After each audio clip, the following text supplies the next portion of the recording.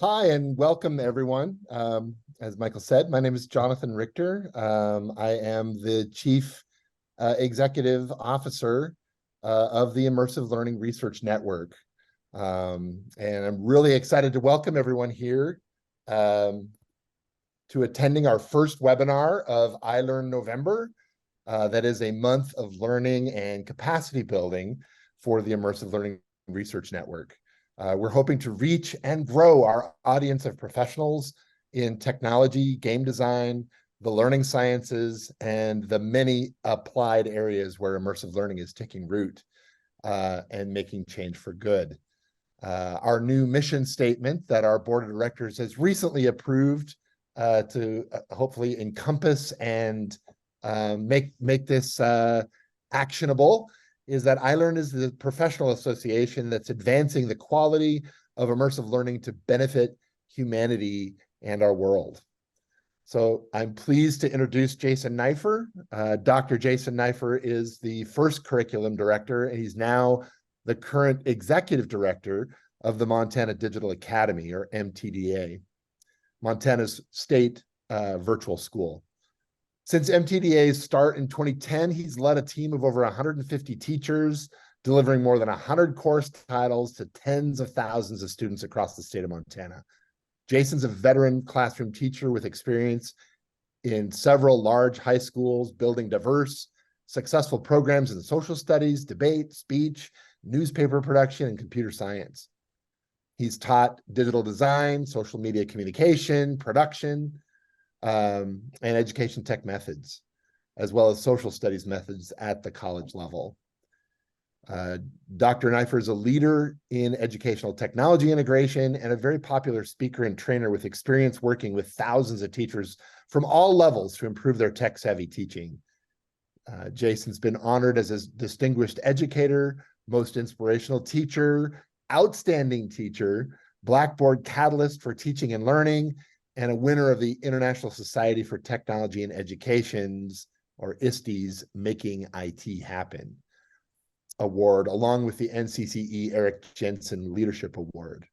So I had the pleasure of hearing what I think might be some version of this presentation at the University of Montana as part of a special presentation offered by our College of Education, where Jason and I both work.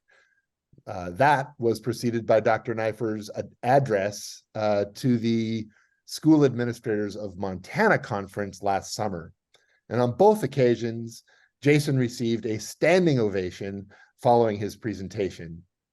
So with a little arm twisting, I was able to get Jason to agree to present to the Immersive Learning Research Network, and I'm super pleased. I think you'll agree that he packages these dramatic changes in education signaled by generative artificial intelligence in cogent and compelling ways, situating the need and the call for transformational change that leaders, teachers, students, and communities can find purchase, grab a hold of, and transform ourselves. This is urgently needed, and I am most pleased to welcome my friend and colleague, Dr. Jason Neiffer.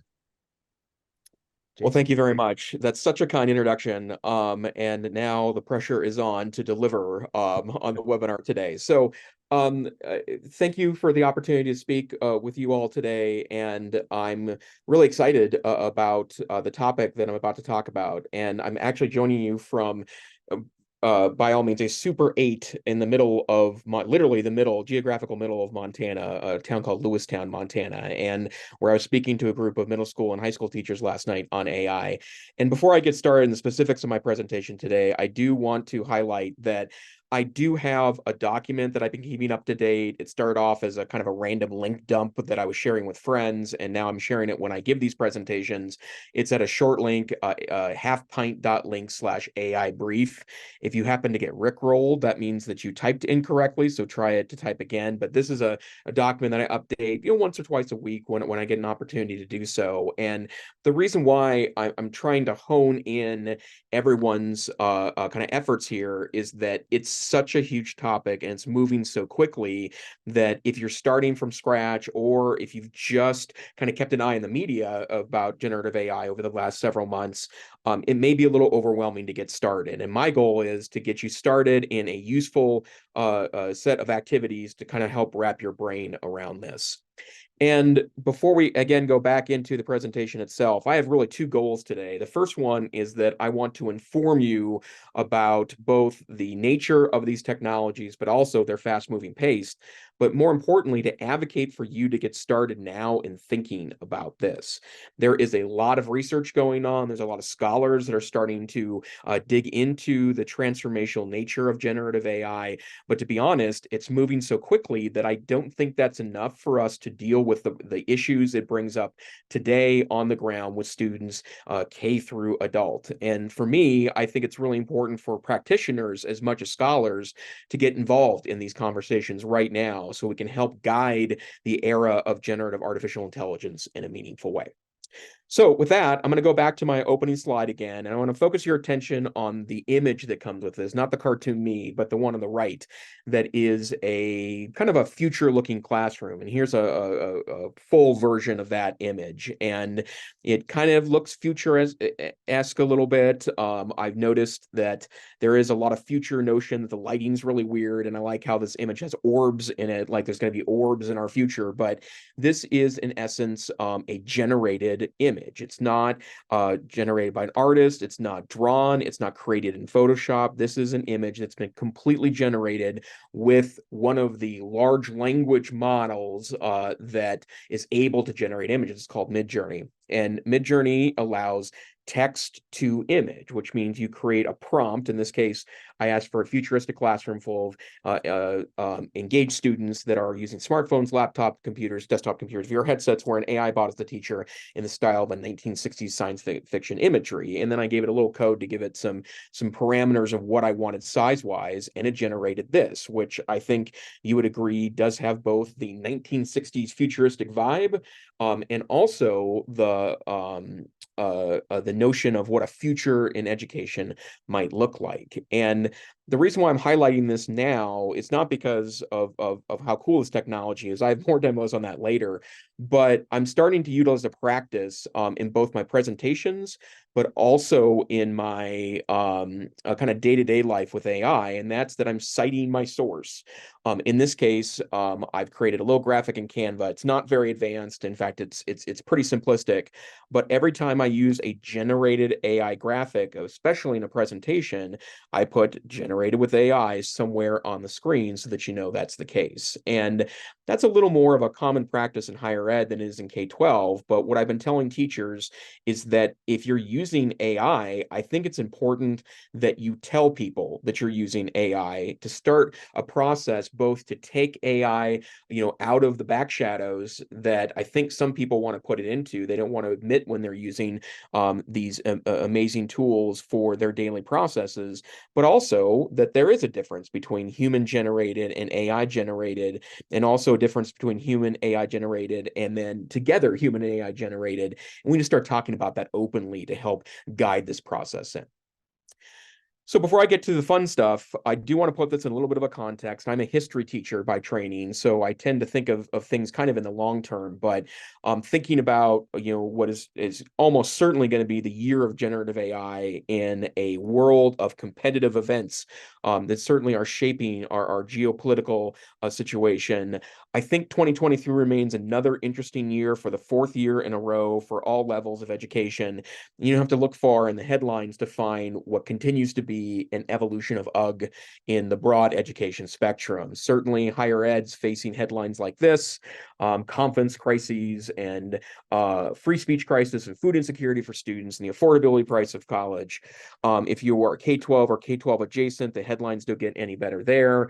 Culture wars and post-pandemic crisis and teacher shortages and the failing national crisis of schools, they're all dominating the headlines right now. And because of that, I think that beyond a relatively small group of interested thinkers, the whole notion of generative AI has kind of been pushed out of the mainstream of education talk. And so headlines that the mainstream media covered were pretty extraordinary. The brilliance and weirdness of ChatGPT is one of my favorites. AI is winning art awards. Generative AI is a tipping point for AI.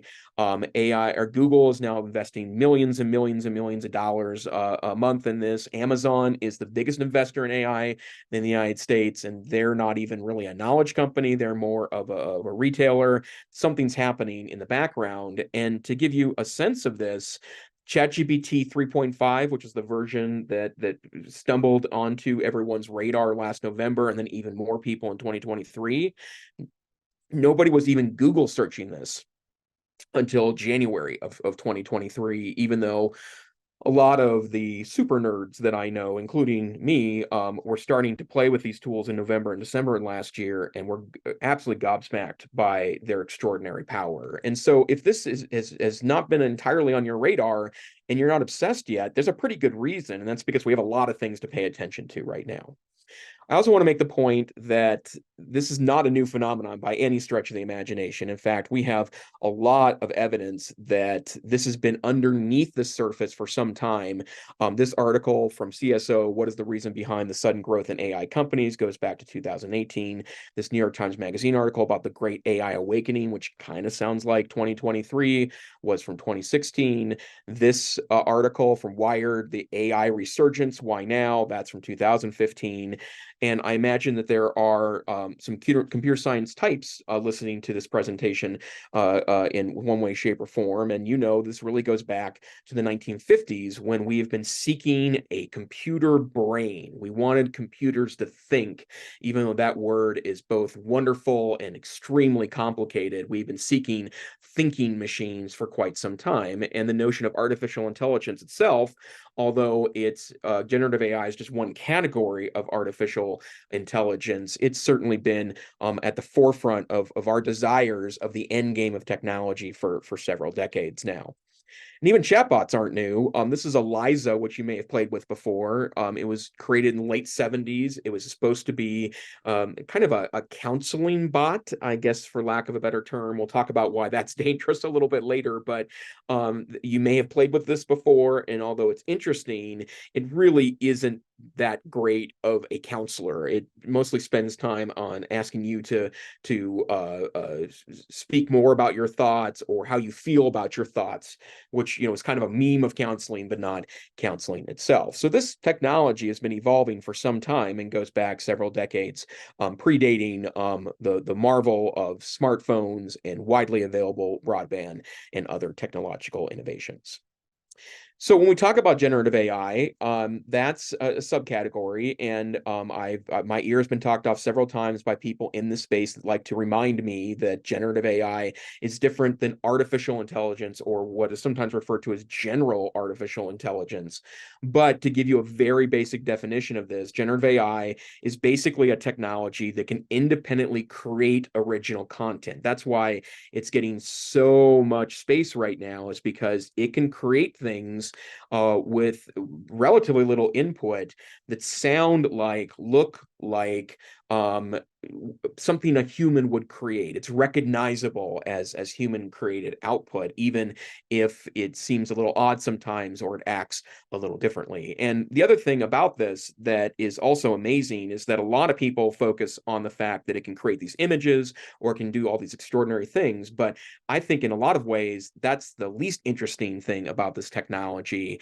It's also amazing in analyzing data. And so it can actually look at an image and tell you what it is, or it can look at an X-ray and find things that may be harder to see with the human eye, or it can take data sets and run a lot of different tests behind it, looking for patterns that would be difficult, if not impossible, to do simply as a human being. We tend to put in ChatGPT as the kind of umbrella term for all AI ever. So I'll kind of start there because I think this is an important piece. But one of the things I would caution you about right away, if you're just jumping into this, and if you are already into this, you need to remind this of everyone you talk to about this. I think a lot of people really want to make generative AI into a Google search, and it is not a Google search. It is generating its responses from scratch. And I've even seen some folks that are education experts, as they say, and are talking about this, saying that, well, these tools can cite the internet, so they're okay again. But that's not really what's happening. Bing has the ability to cite sources per se, but my experience with that is that it's not doing a very good job of citing sources, and when it does, it's probably not the best source available. And so treating this as a Google search, I think, is a bit of a mistake. So to go into the kind of demo space here, these technologies are unbelievably functional, and they are so easy to get distracted by because they do such cool things. And so I'm going to try to do a speed round of artificial intelligence demos here, in part because I have a bigger point here other than the wonder of these tools. Although I like this graphic, which I did generate with AI, because you'll notice it's a pretty good facsimile of a stopwatch, but the numbers are all messed up. So it's such a symbol of where these technologies are in November of 2023. They're amazing, but they're still a little off a lot of times when they generate content. So if you haven't used it before, this is ChatGPT. There's a free version, that's version 3.5, that's available to anyone for free. Version 4 is $20 a month. It is, in my opinion, several steps ahead of ChatGPT 3.5, and they keep adding new interesting technologies to it, including this week they announced a kind of an app store where you can get specific tools built on top of ChatGPT, which I think is going to explode the functionality of this technology. But that's not where I want to demo today. I'm actually going to use a different one. This is Claude from Anthropic, which is another large language model generative tool. I like Claude for a number of reasons, but Anthropic, their creator, has been working on something called constitutional AI, which means they want to add, I guess, guardrails is a good way of putting it, to AI, so that it's not it just doesn't run as rogue as sometimes ChatGPT and its derivatives tend to. Not that that's bad per se, but I think using multiple models is important when you're experimenting with these tools. This too is a free model. You can also pay $20 a month for unlimited access to this. I get unlimited access through another tool that's a little in the weeds to talk about today.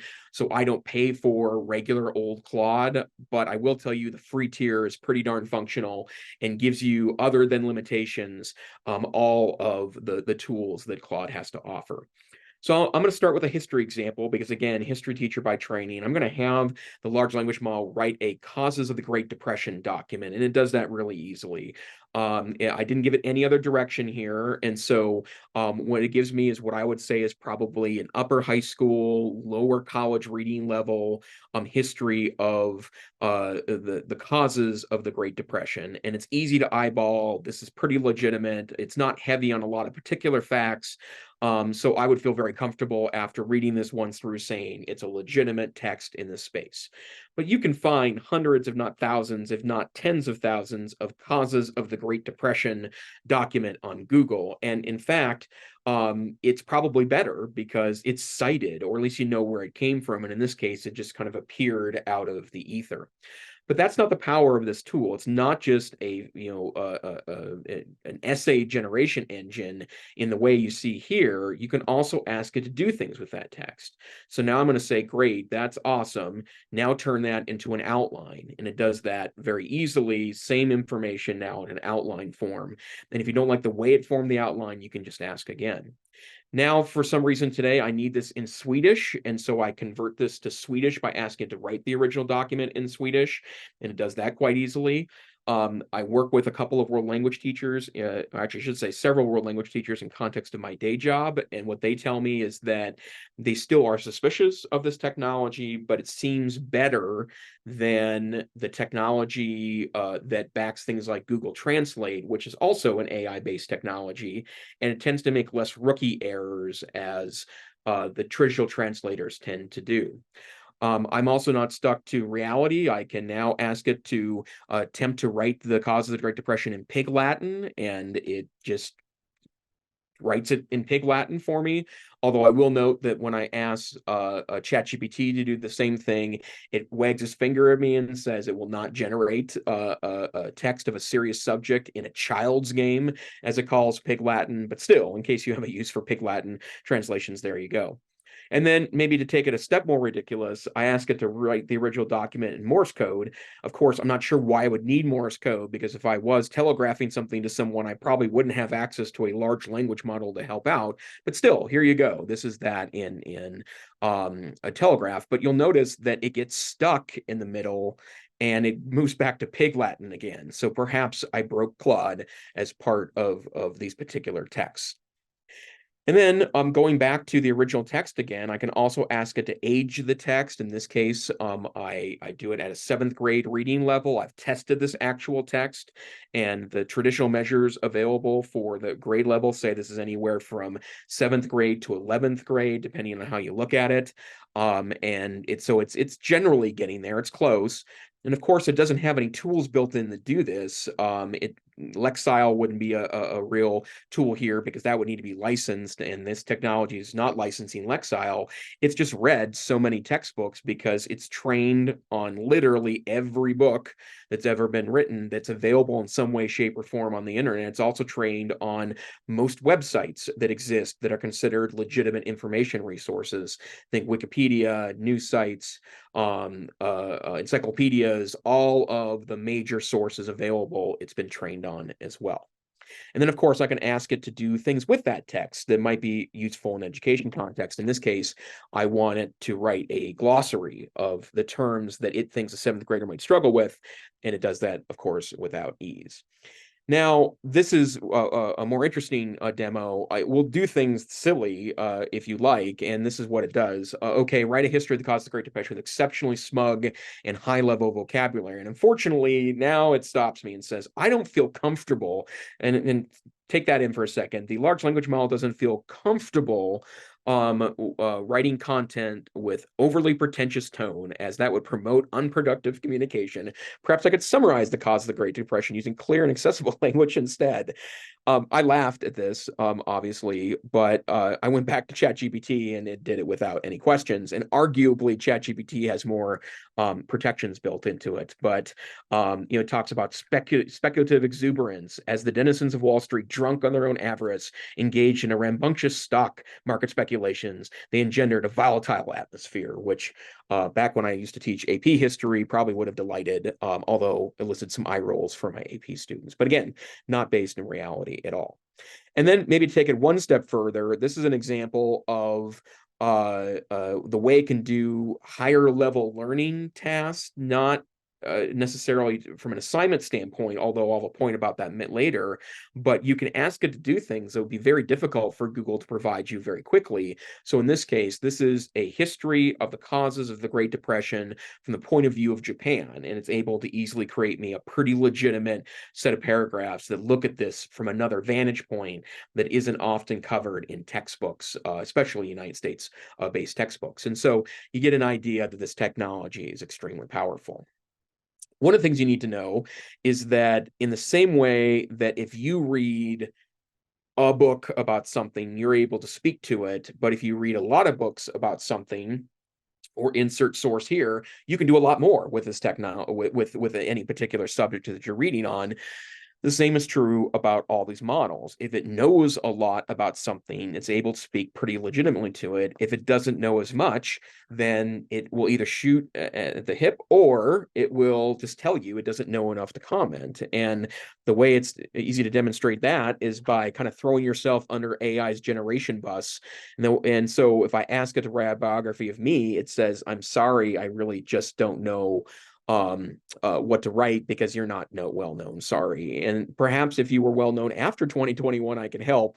But what I'm known for is has been going back a year or two before that. So it just doesn't know enough about me.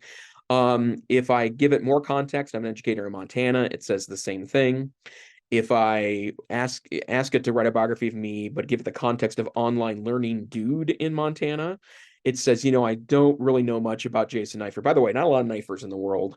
And this time it decides it's going to create a biography. And without reading the whole thing to you, it sounds like a generic biography of someone that thinks they're innovative in the online learning space. And to be honest, it sounds like a biography my mom would write for me. It's really more glam than it is actual reality.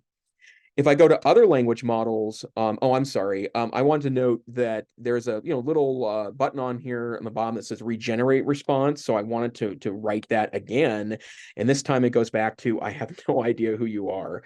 And my data is trained on a wide range of sources, including books, websites, and other texts up to that date. However, I don't have the ability to access or retrieve personal data about individuals unless it's been shared with me in the course of a conversation.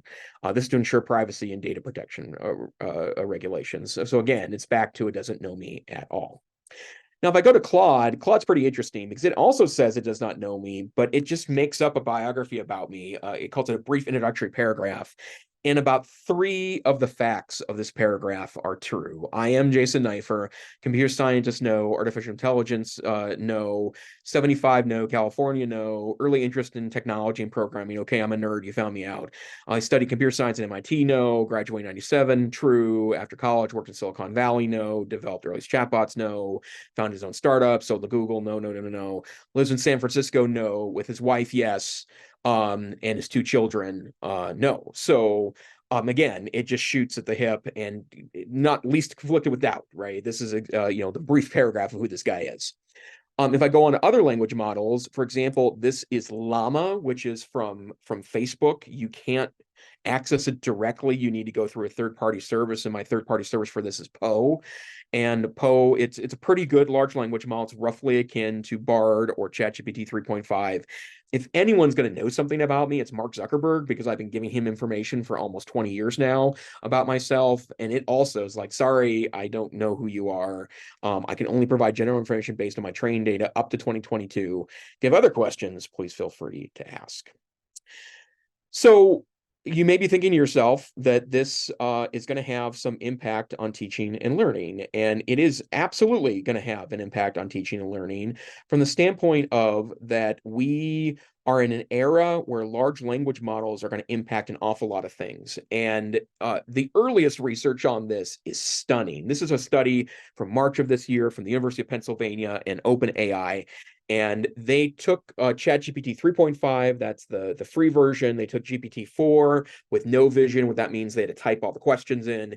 And they also did GPT-4, which as of October of this year, it's available to everyone, but you can actually upload pictures. So it can analyze PDFs, whether they're accessible or not. It can look at it and do things with it. And it gave it all sorts of exams that we would consider to be, really, important exams in our larger academic sphere.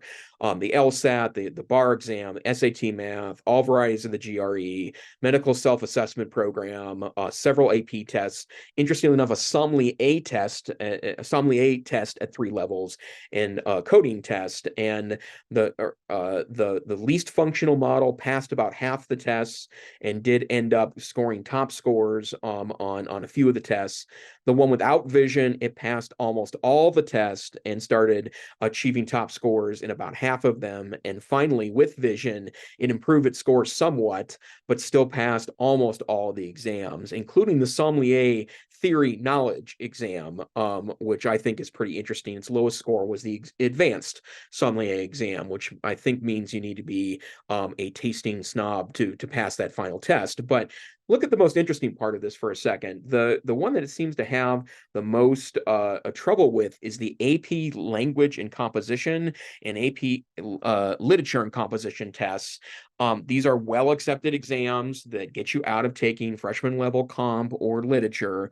As it turns out, it couldn't pass these exams at all. In fact, it had the same problem in all 3 versions of the chatbots. And I thought that's an interesting fact in light of the fact that a lot of our hand wringing right now, I think reasonable hand wringing, is about the writing with chatbots. And yet this is not a technology that can pass the at least current version of the AP exam with the current level of technology.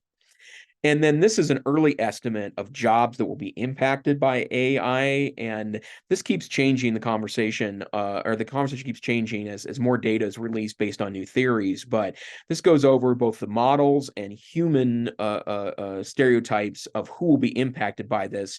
A lot of this is pretty obvious. Interpreters and translators, survey researchers, creative writers, public relations specialists, interesting enough, animal scientists are listed on here too, which I think is interesting and odd.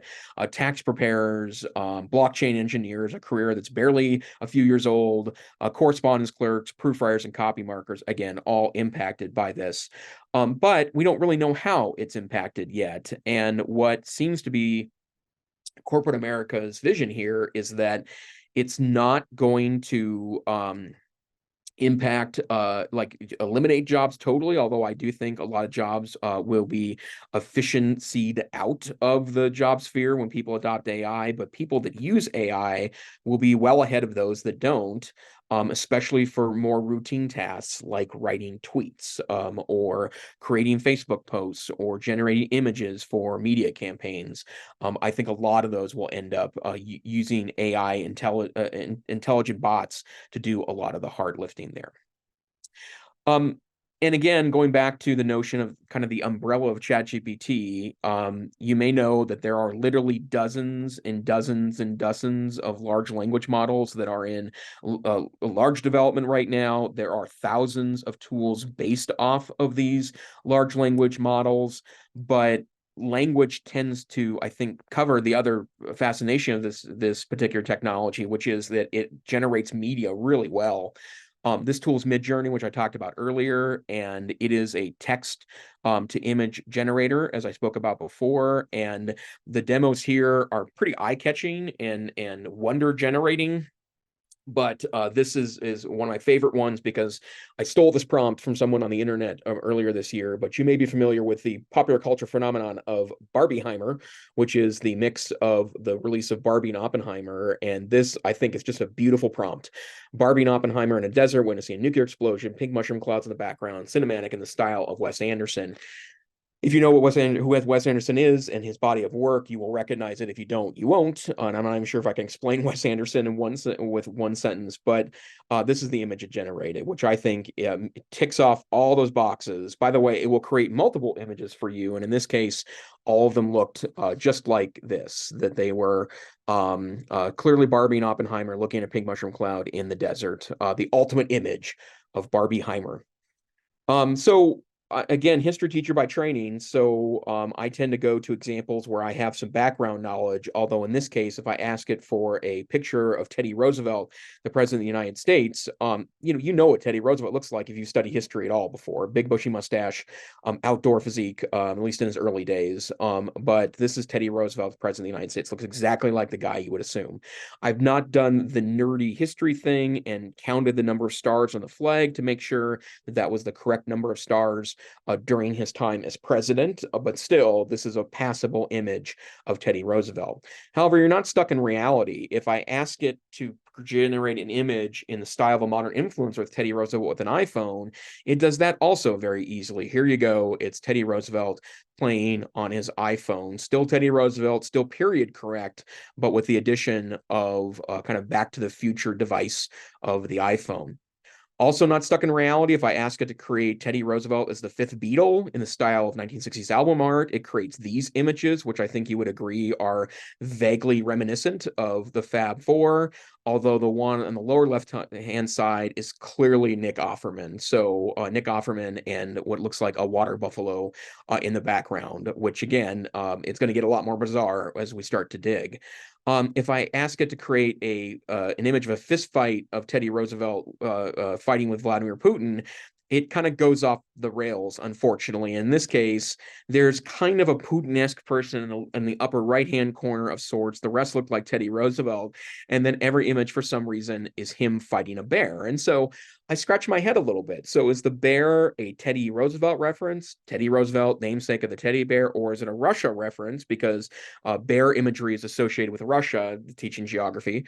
No, it's probably Teddy Roosevelt. And the way I know that is when when I ask it to generate an image of Jimmy Fallon interviewing Teddy Roosevelt, the bear comes back again. And these images are obviously way off. And clearly in the lower left-hand side, that's Nick Offerman again. So weird, right? But that's the thing about this, is that you're not limited to reality or even sensical. You can really ask it to do anything, and it will try to perform an admirable task to create the media you're asking for. So I can get even more ridiculous. This time we're going to go with a limbo contest with Teddy and Vladimir, and no pole appears. Dancing's turned into fighting. There's like a bear Putin dance on the left-hand side. Just weird. But, again, you're not stuck with reality or normal imagery with these tools. And then going back to the notion of, lots of information equals better output, little information looks at little or has little output. I have a really good demo for this. It's me asking it to generate an image of me talking to space aliens. You see it kind of nails the stereotypical space alien image. And for me, it's not even close. You probably gather this from the little box that I'm in right now, but I'm a big guy, not a skinny little nerdy dude, and I also have a lot of hair on my head, both on top and on my face. So this is not me at all. In fact, that gives me Amazon founder vibes more than anything else. And then, of course, again, I'm kind of glad these technologies didn't exist when I was still teaching, because they'd be a huge distraction. So if I wanted to create, Harry Truman Lego Man, it can do that really easily. Or if I wanted to create Speaker of the House of Representative paper dolls, it does that really easily. You can see both historical speakers of the House and also a Nancy Pelosi doll if you look closely enough. Evil leaders in history trading cards produces interesting results.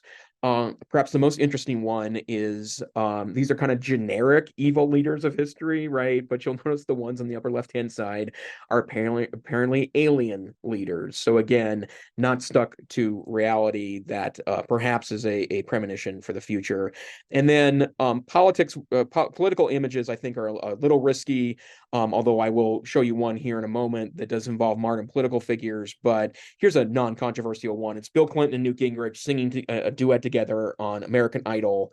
And there you go. There's Bill and Newt back together again, singing on American Idol. And those images are a little rough, but the one on the lower left-hand side, clearly Newt Gingrich and Bill Clinton belting out a tune. So I want to show you one other thing about this, because, I've showed some evidence of this, but it can stray pretty easily. And it's going to talk back at you sometimes, because there are rules in almost all of these chatbots. But what's weird about that is the rules seem to be a little pliable. Let me give you an example of this. I want to create an Alfred E. Newman from Mad Magazine image with a thought bubble that says, "What me worry about AI?" And so first of all, corrected me to say it's Alfred E. Newman with the correct spelling. And it said, well, I can't do that because it's someone else's intellectual property. So it offers to create me a generic character with a thought bubble saying, "What, me worry about AI? Would that work?" I say, "Sure."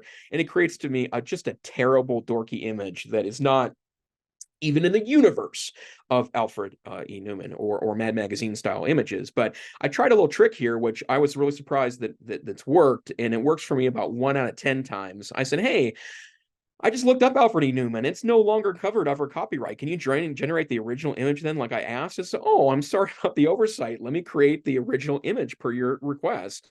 And it creates the perfect Alfred E. Newman saying, "What, me worry about AI?"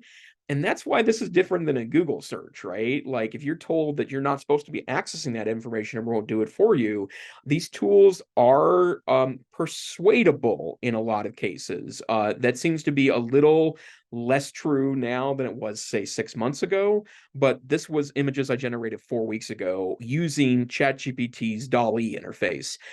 So again, there is obviously a huge difference between this and Google or image searching in the traditional way, because the rules sometimes apply and sometimes they don't.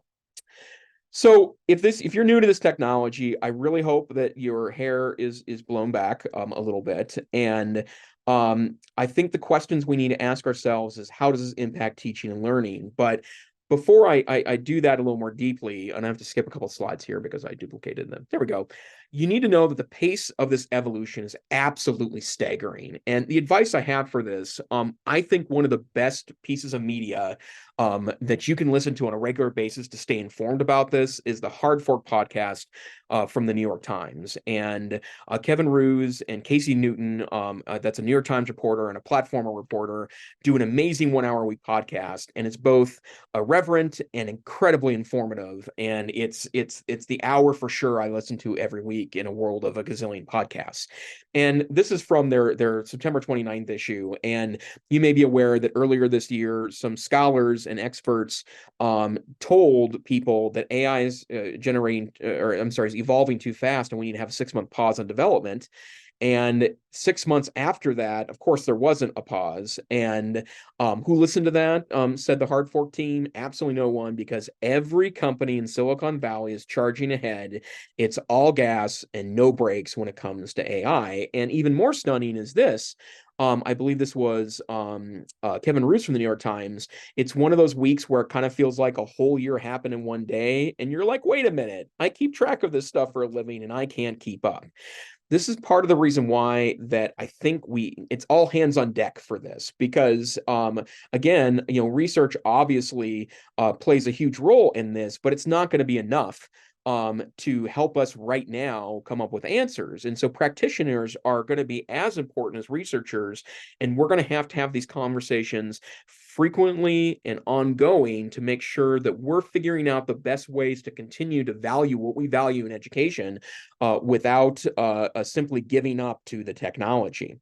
Some more evidence of how fast this is moving. The AI generators, this is Midjourney again. The picture on the left, this is a Trump v. Obama one-on-one basketball. The image on the left is 2022. The image on the right is March 2023, a remarkable difference. By the way, where's that at? Nope, I didn't put it in there. This is another image, April 22 versus April 2023, remarkably different. And again, same prompts used, same tools. You may have, at the end of 2022, used one of the AI generators to create AI images of yourself. This is the result when I tried this. Jason is Kenny Rogers. Jason is astronaut. Jason is Father Time.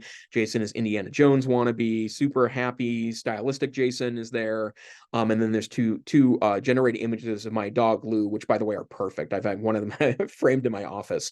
But this technology has evolved quickly too. You may have seen the social media piece in the last couple of weeks that is AI yearbook, and a lot of celebrities and marketers have taken celebrities and created AI yearbook photos of them from when they were in high school. Of course, I'm not immune by such things, and I have to say these are decently legitimate images of kind of sort of what I looked like, although I did not play football at all. I do want to show you what I looked like to give you a sense of that. First of all, I was never that skinny, but more importantly, this is an actual photo of me in high school, and it's not that far off. I didn't ever have the puffy hair in high school, although you can, if you look really closely, I did have a mullet. So, and then I did text this photo of my wife several years ago, and she asked me if I was trying out for The Apprentice. So you kind of get who I was in high school. But these technologies are moving really fast. Okay, so now what? Well, I think that we don't have a choice in this. It's full speed ahead for teaching and learning and really all knowledge work with these technologies. And so I'm going to make some suggestions on how I think you should approach it. First, before playing with these technologies, these are 5 things I think you need to know. First of all, generative AI lies, right? And people try to call it something different. Computer science calls hallucinating. I think that kind of makes it almost sound charming that, oh, look, the AI bot is hallucinating again. I just think you need to call it lying, because that's what it is. And that's not to demean the technology, but to say that the biggest mistake you could make is take the output of these and ignore any critical analysis of it. Like checking your sources, I think is pretty important. Second, it's unbelievably confident, and I liken it to the confidence of a very confident 7th grader. It's not the least bit conflicted with doubt. If you've ever worked with particularly gifted and talented middle schoolers, you know exactly what I'm talking about, and that's how ChatGPT and its brothers and sisters acts. Next, it's biased because it's trained on the internet, which is biased. And I've seen a lot of demos, you may have too, of things like you can upload a photo of a bunch of like middle manager types in a group photo and ask ChatGPT which one is the CEO, and it'll pick the older white male every single time. So that's something to keep in mind. It's getting better, and you can ask and tweak the prompts to make it less normative in the way it responds, but at the same time, it's biased. It's not cited. I've seen a couple of people that are learning scholars, but not really ChatGPT scholars, say, hooray, it now cites sources, because you can do that with Bing in OpenAI and also Bing, the search engine, but it's not very good. And it never picks what I would consider to be the best sources to write from. It picks the first sources. And especially if you're pulling off a sub Google search engine like Bing, that's not going to get you what you're looking for from a scholar standpoint. And of course, please remember that one of the reasons why this is given away for free is because they want you to play with it so that you can test the model. And of course, the biggest, I think, rule that you should have about this, you should never, under any circumstance, input you or your students' personally identifiable information into these systems. And it's not like it's going to appear the next day on ChatGPT that's going to be like, Whisper, I know some really important tea about Jason Neiffer. It's not the way it works, but you just don't know at this point. And since we are kind of in an era of paranoia about data privacy and student data, don't do it, right? So I've heard of people doing things like writing accommodations for K-12 IEPs in this. That's a wonderful idea. Just take all the PII out of it, find, replace, read through the document, take it out, and then use that data to train how you want to create accommodations. So one of the ways to move forward is avoiding easy answers. And I feel like everyone in the last 12 months wants to say, oh, if we just do this, we'll fix this and we'll be fine. A good example of this, banning typed work in classrooms and moving back towards handwritten everything. And I'll admit, this is a clever hack, but there's two problems with it. The first one is, sweet mother of Troy, have you seen handwriting lately? And if you work in context of a classroom in either higher ed or K-12, you know that handwriting is really at an all-time low. And there's a huge debate around that. I don't seek to get into it. But when I've done handwritten, the last time I did handwritten work in a college class, which would have been 4 years ago, I needed a large language model to interpret for me what the heck it said. So that's a problem. But there was a story that came out earlier this year that I think is exactly, the problem is not the right word. It's exactly the situation we're facing. This is a story about a student that went into his school's makerspace, right? So a place to create cool stuff. And he grabbed a Raspberry Pi and a bunch of stuff, and he created what is effectively an auto pen, which is a something that hand writes out on cards. Chances are your governor and certainly the president of the United States auto pens about 99% of the things they have to sign, especially things like personal notes. I have a collection of auto pen notes from state leaders that it's nice that they sent the note, but I'm under no illusion that they were sitting there, handwriting out and signing the card. It's an auto pen. It's a pen it uses to sign cards. And this kid hooked ChatGPT up to his custom-made auto pen. You'll notice that there is a duct-taped pen to this. That's also a piece of notebook paper that is binder clipped onto a pad, and he programmed his handwriting. There are apps that allow you to do this, write out your handwriting and create an open type or true type font with that.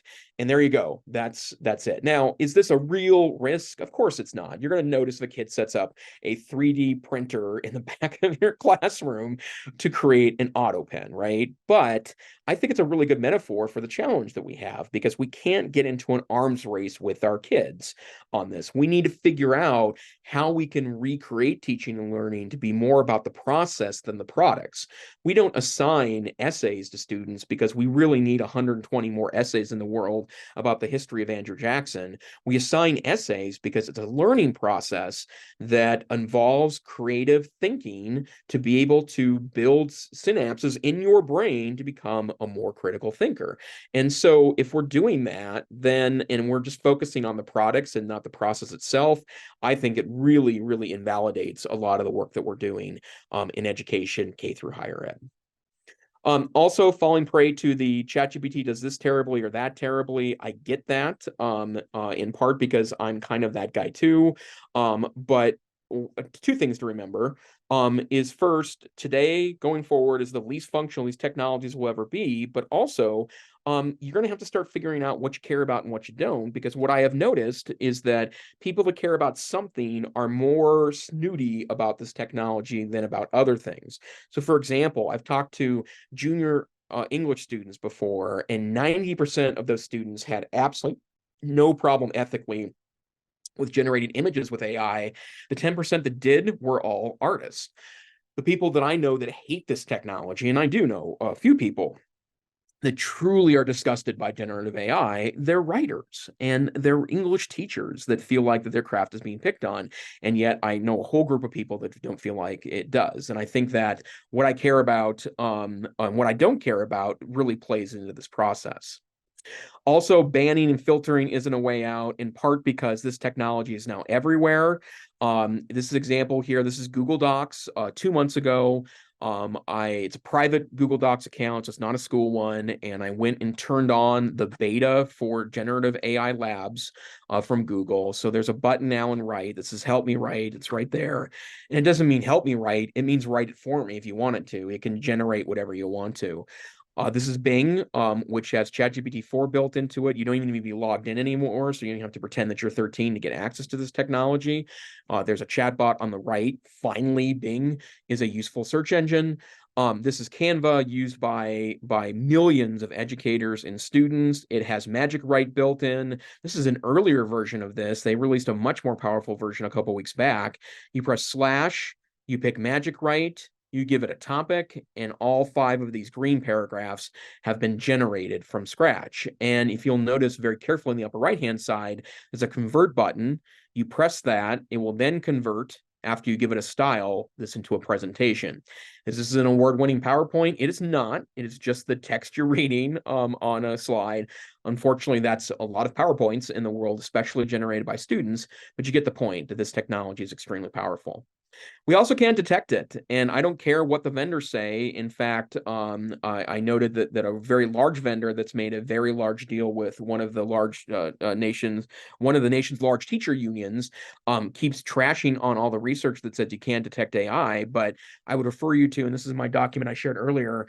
Dr. Tori Truss at the University of Massachusetts Amherst created this amazing document that basically goes through why AI detectors is not really a thing, and probably not going to save us from anything. And what I would tell you is that I test a lot of text all the time, both AI generated and my own handwritten things that haven't even been adapted by Grammarly. And I'll tell you that about 40% of my handwritten stuff that I write from scratch is labeled as partially or fully AI generated by the popular engines. We absolutely cannot detect our way out of it. And ChatGPT itself admits this, because they shut down their own detection model because it was giving way too many false positives for them to feel about it as good as a product. I also would encourage you to start spreading the word that this is not a good idea to replace teachers and professors with AI. In fact, there have been several articles about this, probably hundreds in 2022 and 2023.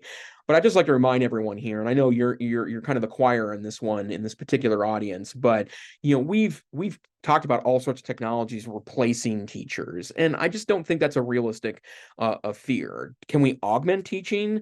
Yeah, we can, but there will always be a place for some humanity in teaching. All these technologies, all of them have been associated one way, shape, or form with the elimination of the need of teaching. Computers, certainly, at the top of that list. Even public television was heralded as an opportunity to eliminate universities, because now content was available, at 2 a.m. on your local public television station when you wanted to take an obscure history class. Again, not a realistic vision of the future. And then I also want to note the avoiding easy answers part of this, by saying that every time we try to create an easy answer, it is silly, silly, silly, silly, silly. And I'll give you a good example of this. There was a radio story on NPR in May of this year where the National Eating Disorders Association announced they were eliminating all of their human counselors. And the reason why they did so is because their counselors unionized because their hours were absolutely and utterly terrible. And the need for counselors in this space has increased dramatically since the pandemic started. So they called everyone to a room a month after they negotiated a union, and they called everyone to a Zoom meeting and said, well, we're going to replace you with a chatbot. So I remember at the time, I'm kind of the guy that yells at the radio in the morning, what could possibly go wrong replacing a human counselor at an eating disorder hotline with a chatbot? Well, luckily, the universe delivered that answer just a couple weeks later. Eating disorder helpline taken down after it gave weight loss advice to people with self-proclaimed eating disorders, which again, just a terrible, terrible, terrible, terrible mistake because, in the same way that we shouldn't underestimate this with easy answers, we also shouldn't overestimate it with easy answers. This is way more complex than that, requires way more nuance and savvy.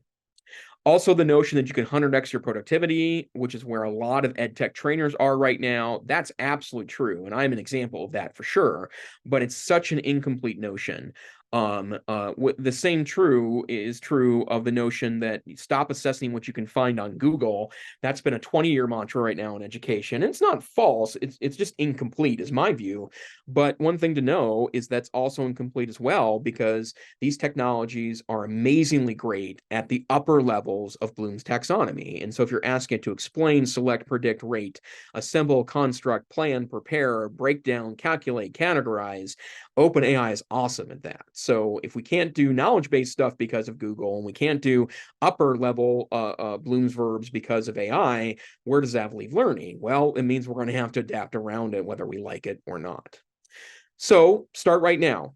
And the primary piece of advice that I would encourage you to do is that if you're in any way connected with an educational institution, you need to start coming up with policies and thoughts about this. And I think another very easy way to do that is, this is Carroll College in Helena, Montana, is my alma mater. They're using a very simple yes, no, maybe framework that's listed either on syllabi or on individual assignments. And it says, yeah, you should use it for this. You can use it with this if you talk about it with me, or no, you shouldn't use it for that. Can you detect it if they did? Maybe, maybe not.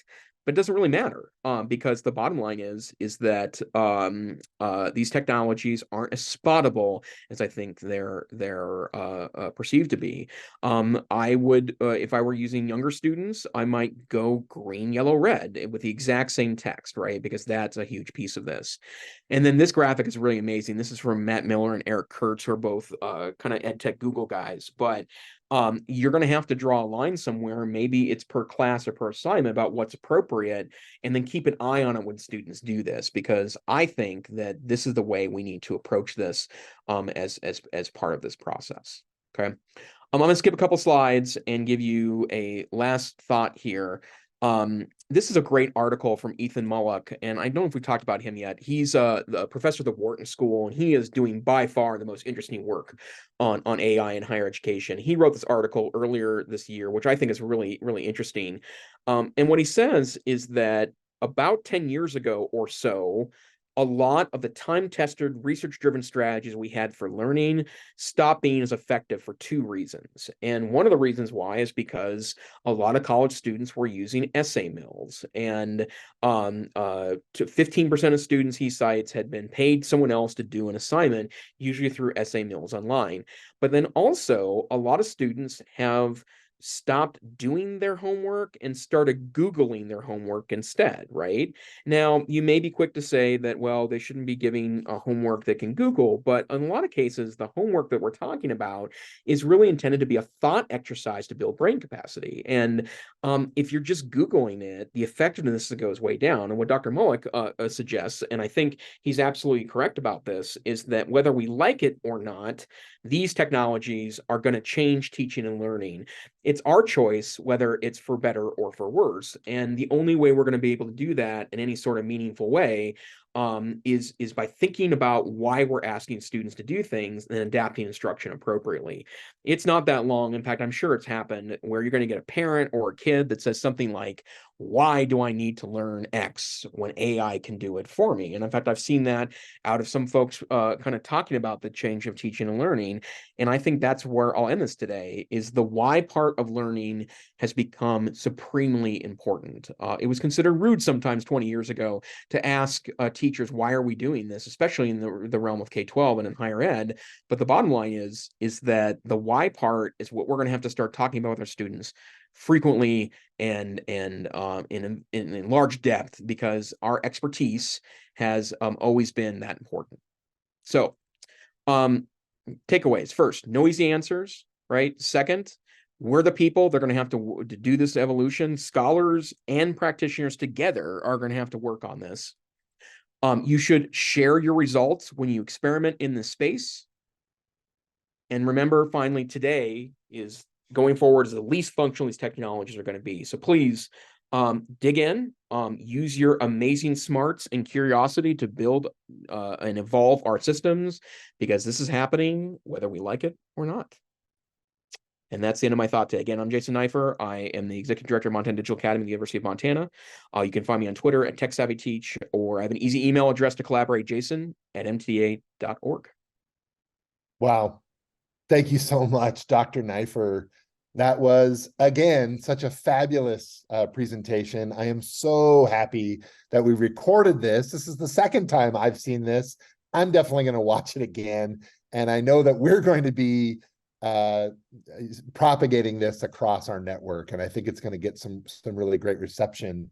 I know we're out of time. AI, as you can imagine, you probably already know this, is just absolutely, it's long been sort of a sibling for immersive environments. As one makes an advance in one area, you get the advance, concomitantly in the other area.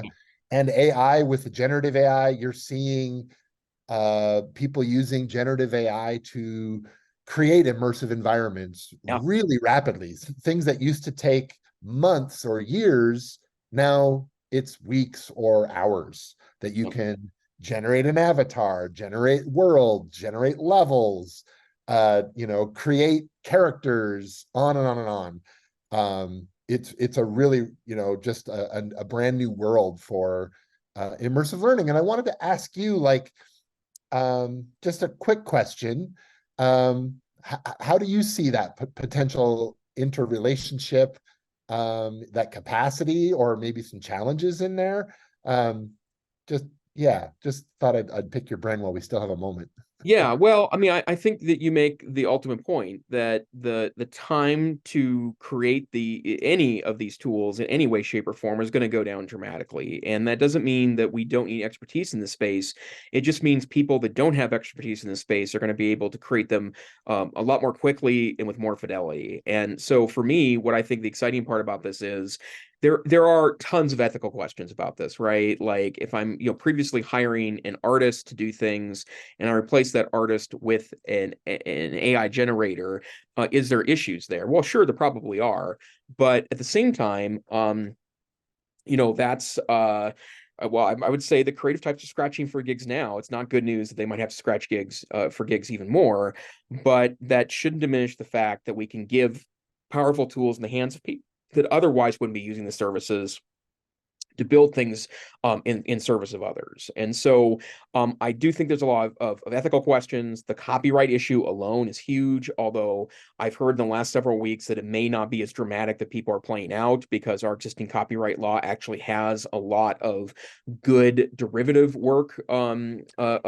So yeah, yeah, I think there's a lot of ethical questions, but I agree with you totally that this could be a way to really create some extraordinary tools that will rocket all of these potential amazing environments for teaching and learning ahead.